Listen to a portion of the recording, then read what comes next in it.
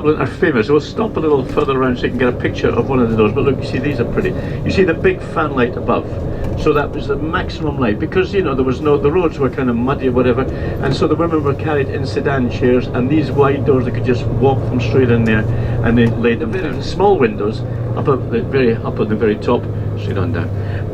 Was where the slaves used to be, the servants, of course. Polly put the kettle on. Poor Polly didn't have a chance. She had to get from the basement and right up to go to bed. She had to pass all the house, and if she could get up there without somebody asking to put the kettle on, she had a good day. It was a lucky day for her, right? Left hand side, lounging in his smoking jacket. Can we see him?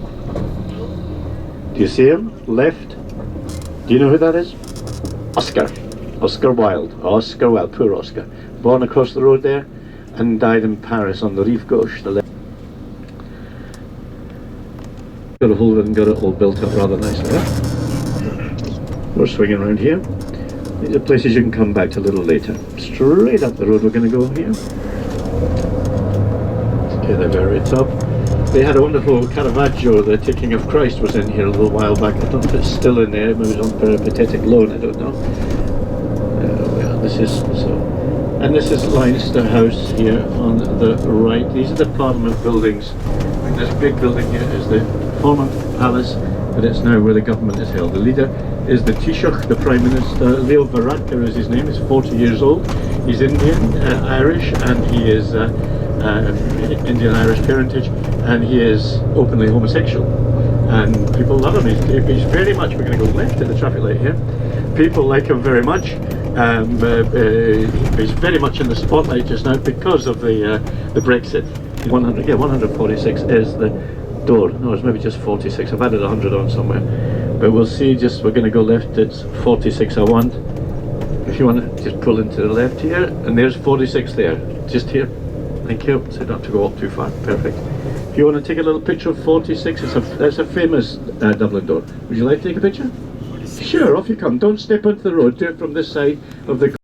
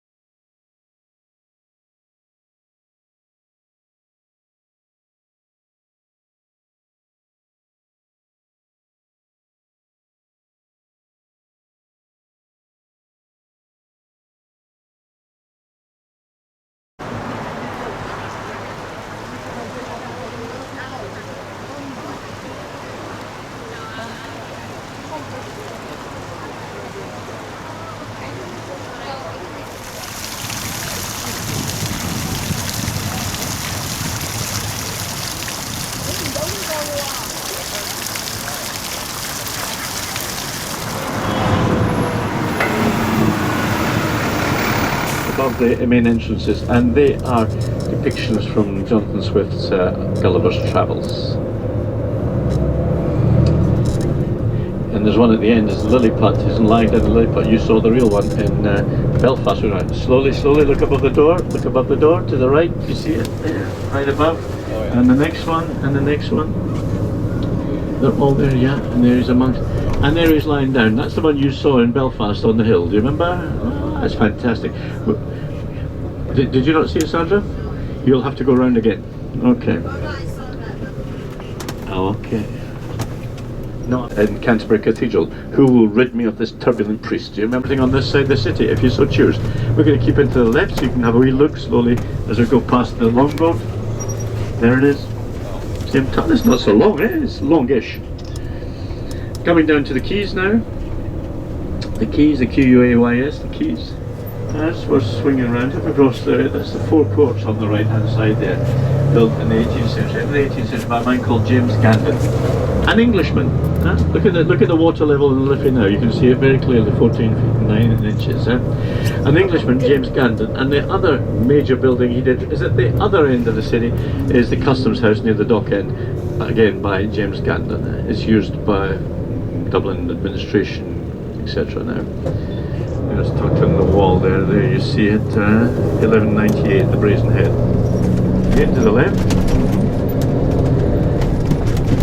Church of St Peter and St Paul on the right hand side. That is Catholic, I believe. I haven't been into it, but I'm pretty sure I'll check it the way by.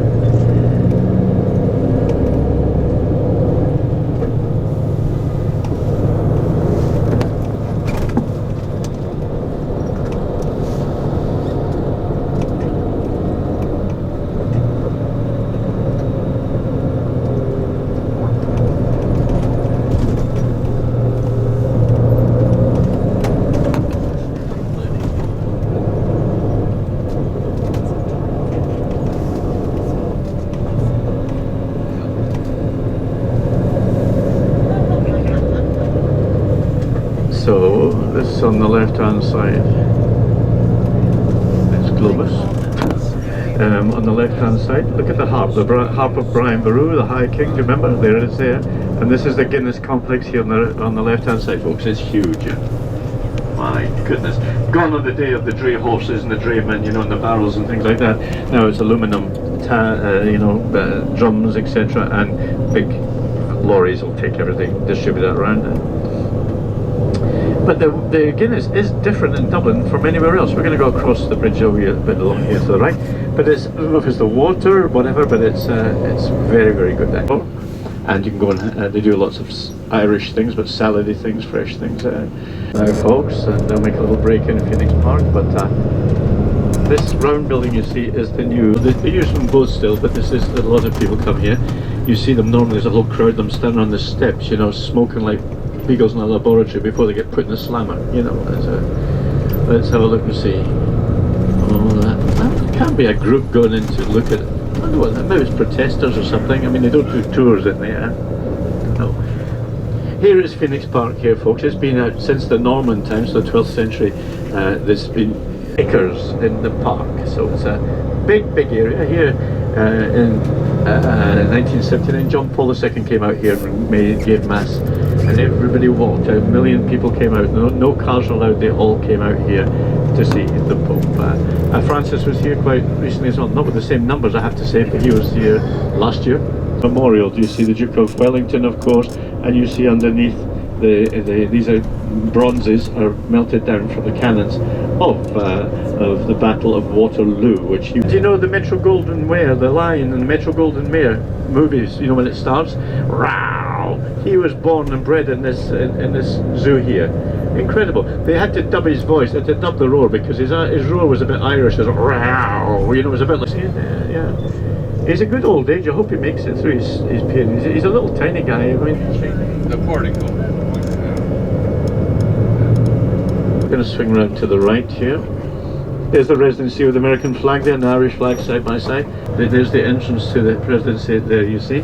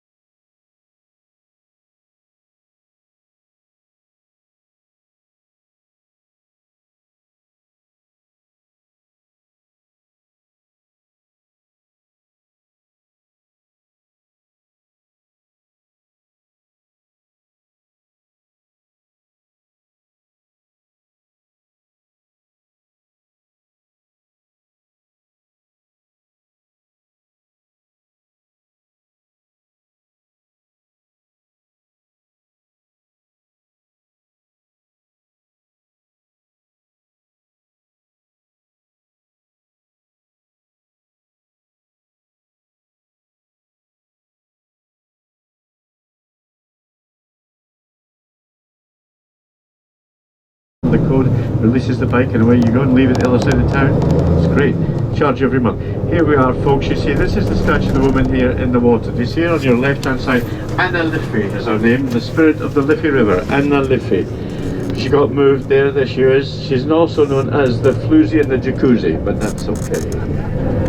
Building up here was built, you see on the left here, was built in 1701, so they've had all Irish, British, they've had centuries of being a barracks there, but now it's a museum to the left. Come to the north side here, you see when we're going up O'Connell Street, it's less touristy, so the things are generally cheaper in the less tourists. The Guinness Centre is back 2 or 3 blocks. It's not right on the waterfront here, but it's all very, very doable for sure.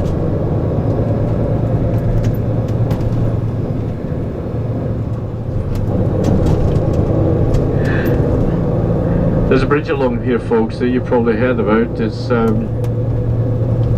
It's called the Halfpenny Bridge. Back in 1816, there was a man called William Walsh, and he had little boats that sort of zigzagged their way backwards and forwards, and they would take people from one side to the other side, backwards and forwards. And it started to get a little bit kind of run down, the boats. Whenever the city father said, "No, you'll have to do this. You'll have to get new boats," and he said, "Well, rather than new boats, can I put a bridge across the Liffey?"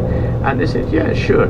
So he built the bridge for free. He built the bridge, and in return for that, he was given a license that he could charge everybody from 1816 right for 100 years to 1916. He could charge them a halfpenny to cross the bridge.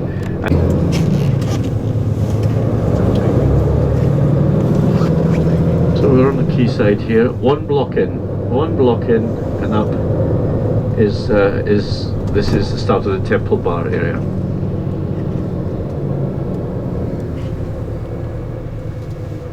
And it stretches all the way along towards Trinity College. You can go for lunch today. There are plenty of places to go. There's O'Neill's, which is on Suffolk Street. O'Neill's is a very famous Irish pub, and it's got all different little booths and things. It's very popular, but they do Irish stew in there. It's very good.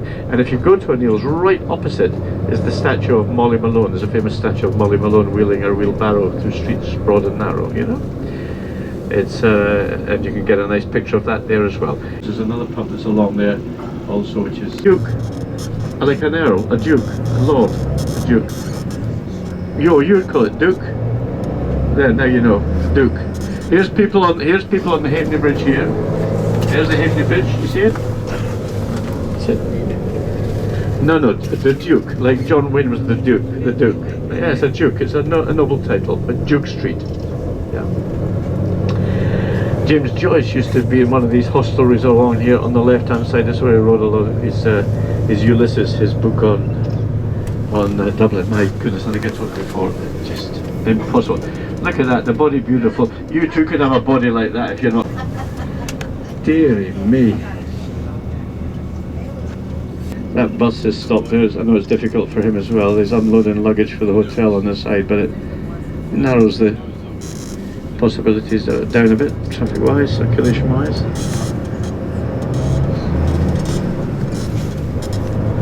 We're going to go, and as we go left, you'll see a big statue, and that is Daniel O'Connell. You went past the place he was born the other day on the Ring of Kerry. There's Daniel O'Connell standing there. You see in the kind of imperial garb and whatever. They never wore those things, but that's him up there, Daniel O'Connell. This is O'Connell Street, in the 18th into the 19th century, to give the feel of a capital, to give that largesse, that confidence of the place. Very, very good. And the Jenny Johnson is the immigration ship that was built in Quebec. A replica, and the limit people allowed is 40. At its zenith, when it was making these crosses, the most people it carried was 247. You can imagine, a bit crushed. Here's O'Connell Street. The Monument to Light. This is where the jacuzzi and the floozy used to be. There is the Monument to Light. They replaced it with 366 feet of stainless steel there in the middle. Up here on the left-hand side, there's still some pock marks in the, with the gun marks in the columns and pillars, as a testament to that time. I think it's open most of the day, this one, but You can, let's have a look, there it is on the left hand side. This is where it all took off. The GPO to your left.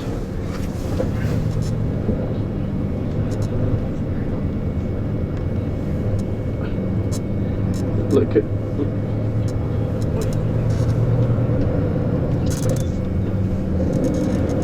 Okay, folks. So this is. To walk back to here, folks, from where we drop you off is 5 minutes down and over the river, and you're onto O'Connell Street. I'll show you exactly. We'll get your bearings as soon as we get there. Right? So coming up, this is the hotel on the Gresham, as it was the first of the grand hotels in Dublin. Here on the right hand side is a 19th century hotel. The Gresham Hotel is on the right there, right? This is, look, there's the Harper Bride Brew. This is the Stuart Purnell. Stuart Purnell was a great man in the end of the 19th century. He was for land reform for the Irish and whatever. He did some good stuff, but he made a mistake. He got in bed with a colleague's wife, and he was named as the correspondent.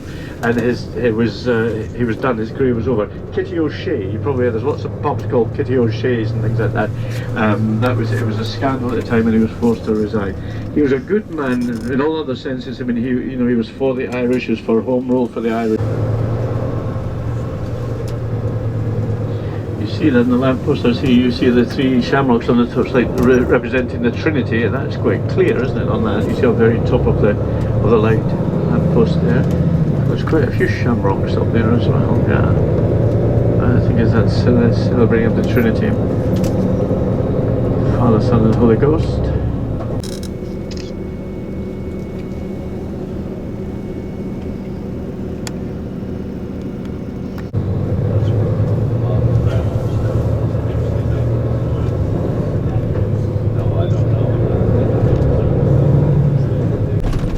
The ambassador is next under covers there, and here we are again, the top end, looking down the Monument of Light. So when we stop at Nassau Street, folks, and Nassau Street is right next to the entrance to Trinity College. So we'll find each other, that's for sure. 45, 780, but the restaurant told me last night, so we could make it a little earlier, that's why I'm thinking 5:30. So 5:30, I'll need to bring the two guys who are with us this morning and tell them. Is that clear, everybody? 5:30. I'll show you, I'm going to show you exactly what I'm going to pick up. What I'm talking about just now is when we're leaving the hotel to go for dinner tonight, is at 5:30 at the hotel. I will show you where we're going to meet you at 4 o'clock this afternoon to take you back if anybody wants to lift back. Is that okay? Good.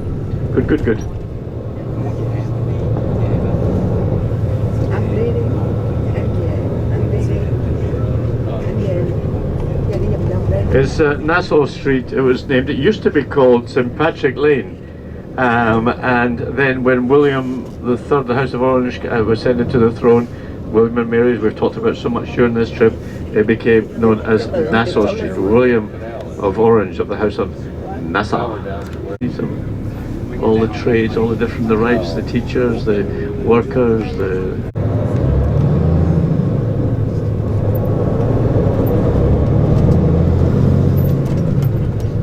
Right folks, so heads up.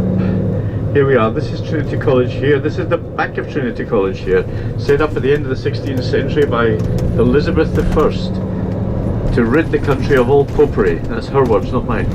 To rid of, I mean, she was really a vicious woman against the Catholics, but this was to get it out. Get the Catholics weren't allowed to have education. Education meant power, so they wasn't allowed for them. So this is the back of it here. Go do wondering. The Book of Kells is in there, the illuminations of the Gospels, of course, from St Columba's time in the 5th century and into the 6th century in Scotland and Iona, as we talked about before. This building ahead of us used to be the government buildings, Parliament buildings. See the big green wooden arch, brown wooden arch there? Now it's part of Bank of Ireland, as you can see. This is one entrance to the left. This is one entrance into college. Here's Edmund Burke here, the statesman, philosopher, and teacher. Edmund Burke, that's his statue there, Jack. You might want to come back round and take a picture of him. There's on the left. This is Dame Street here, folks. You go straight along the street. Straight along the street would take you up to the castle. It would take you Guinness direction.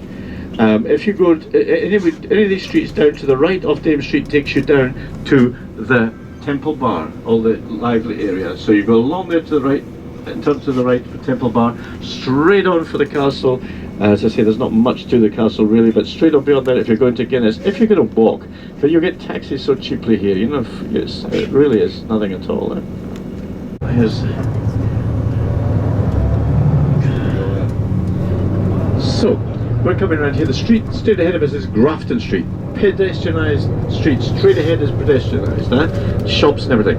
Turn right here, Ulster Bank. You see Ulster Bank, you go along there. That's where O'Neill's is, on the right-hand corner, straight along there. Left-hand side is Cathedral, Suffolk Street, down there. This is Nassau Street we're in now. This is Nassau Street we're on now. There's a pub there, Porterhouse. They sell all sorts of beers in there. The way up, and that's where the Duke is. Straight up here, roads to the right. The good, we've stopped the traffic lights. You can see Carluccio's on the corner of on the right. We're very entitled to do that, you know, just to stroll through without any charge. If you're going for lunch, straight ahead there is Kilkenny. Kilkenny is a good place. You can have lunch there on the first floor. The salads and things. There's a good shop to go. Nabs and Knackers. Do you see Nabs and Knackers on the right hand side? That's cool. If you want to go to the galleries, we passed a Leinster place this morning. The galleries, the museum, straight along the end of this road is the right. We saw it where Oscar Wilde was this morning. That's where you want to go, straight along here. If you want to be bored, witless all afternoon, watch the cricket from the fence on the left hand side. That'll put you to sleep. Okie dokie. So we're going to be on the stretch for.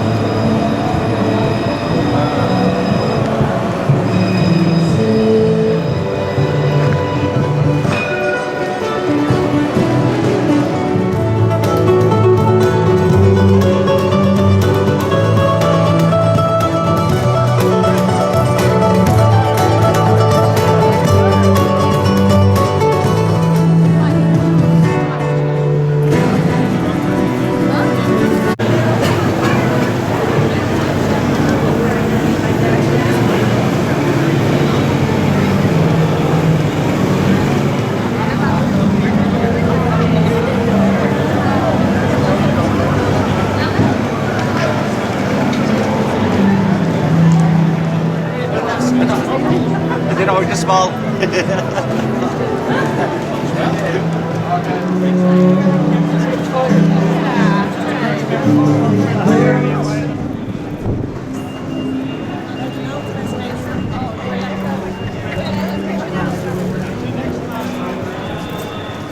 Songs to sing. It's so lonely around Liffey.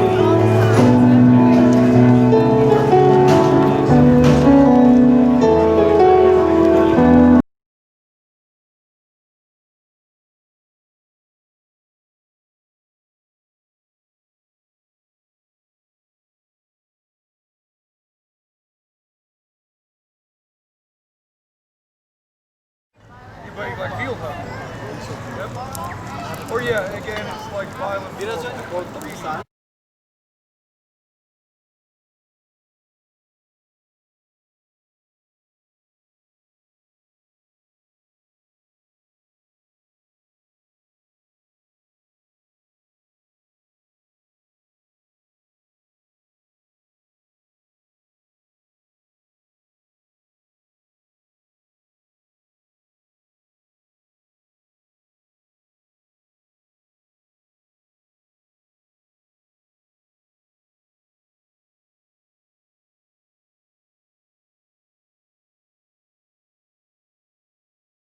dal video. Stavo. Prosti 40 video.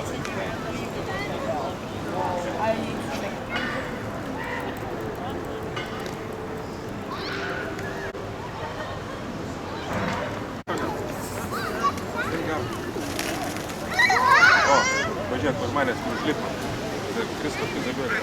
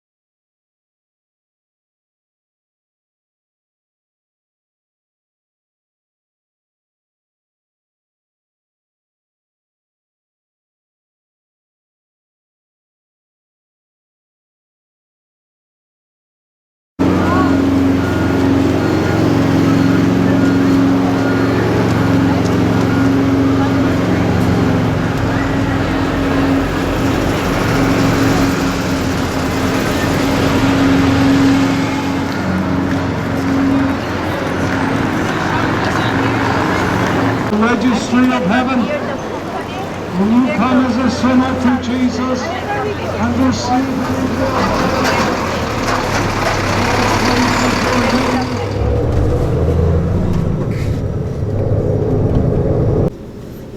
We'll get out fast if you open the door.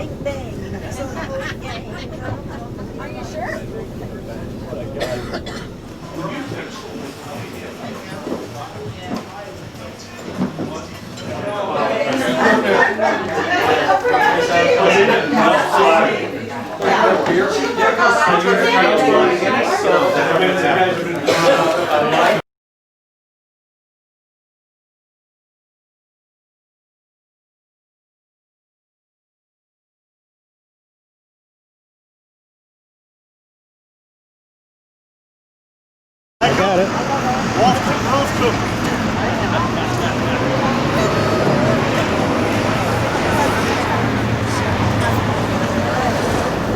quite nice.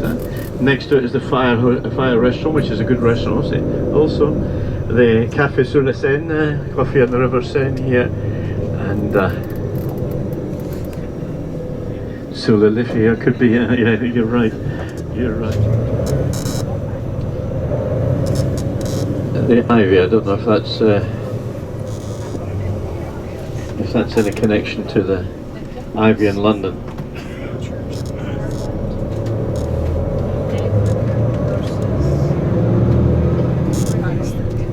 Yeah, Yeats exhibition.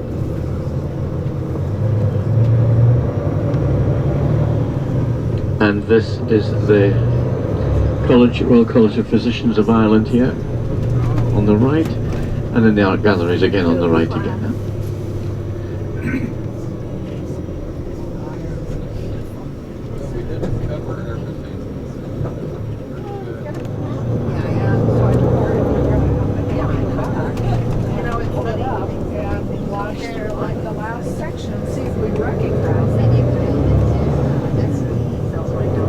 So coming back round to the squares, there's Marion Square here we saw, there's last chance you'll see Oscar this trip.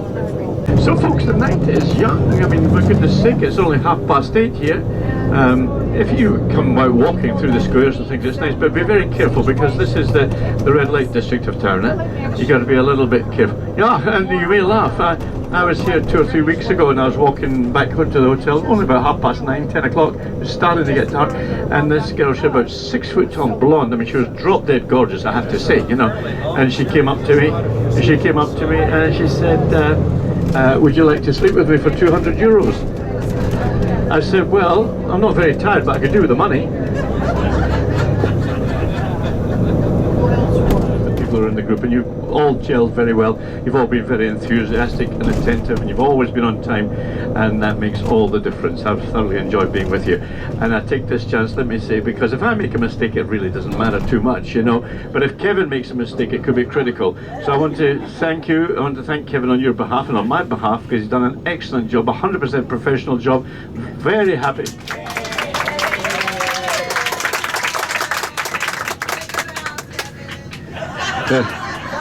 There's that wee smile on his face. It makes it all worthwhile with that wee smile, eh?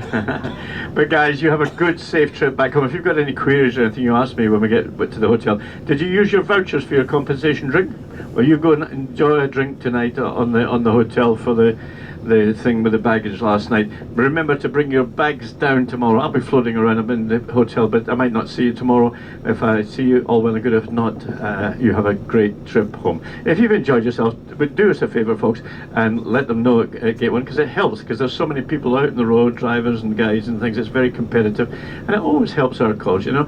Let them know what you think. If you haven't enjoyed yourself, then keep your opinions to yourself. Do you know what I'm saying?